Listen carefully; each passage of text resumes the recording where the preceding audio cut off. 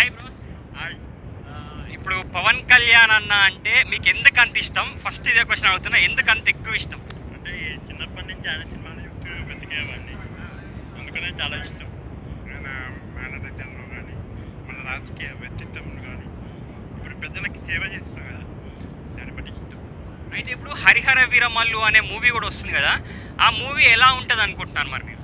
ఇంకా బాహుబలి బాహుబలి లెక్క ఉంటుంది అనుకుంటున్నాం. జర బాహుబలి లేకపోయినా కానీ అవసరం ఉన్నారు కదా సార్. అంటే ఇప్పుడు మనకు అందులో గెటప్ ఎలా అనిపించింది మరి? మంచిగా అనిపించింది అన్న. ఒకటి మన పవన్ కళ్యాణ్ లుక్ అయితే ఫస్ట్ లుక్లోనే చూసినా బాగుంది, మంచిగా అనిపించింది నాకు. అయితే లుక్ పరంగా అయితే బెటర్ అనిపించింది.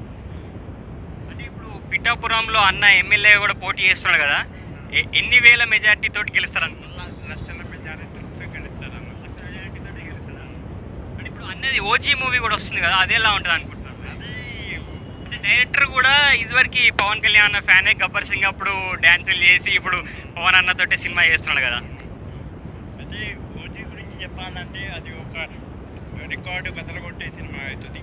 ఎందుకంటే అదే రోజున మన పవన్ కళ్యాణ్ నటించిన అత్తారింటికి దారేది సినిమా రిలీజ్ అయ్యి రికార్డు బ్రేక్ చేసింది కదా, 100 కోట్లు.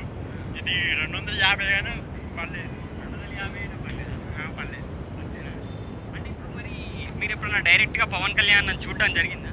జరిగింది, చాలాసార్లు జరిగింది. అదే నేను కలలేకపోయినా. అదే ఎలక్షన్ అయిన తర్వాత కలుద్దామని చూస్తాను. కలిస్తే ఎలా ఫీల్ అవుతారు మరి? ఏముంది, హ్యాపీగానే ఉంటుంది. హక్కు చేసుకోవడం. ఏమన్నా హెల్ప్ అడుగుతారా మరి పవన్ కళ్యాణ్?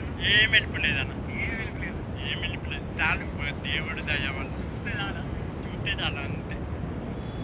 మరి ఇప్పుడు మీరు ఎక్కువ ఏ సినిమా కోసం వెయిట్ చేస్తున్నారు మరి పవన్ కళ్యాణ్? అది OG, Harihara Veeramallu? Re release లేకపోతే రీ రిలీజ్ చెప్పండి. రీ రిలీజ్ అంటే వకీల్ సాబ్ కాకుండా ఇంకా వేరే.